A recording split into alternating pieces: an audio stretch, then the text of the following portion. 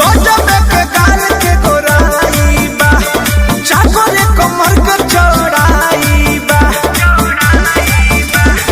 मुहे पमरले में कपटुआ तना से होगा करहता घाटा ना पटना से होगा। अरे करहता घाटा ना पटना से होगा।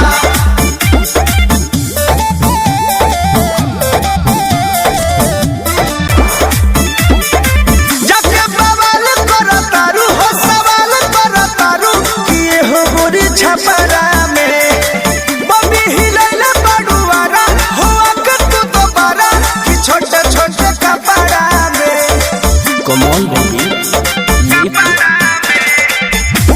किया हो गोरी के कारा हवाले ई समान करबू तो बोलह कवाना के ठेहा तो जलपान करबू। बाते बाते पसत जालू तू सतना से होगा।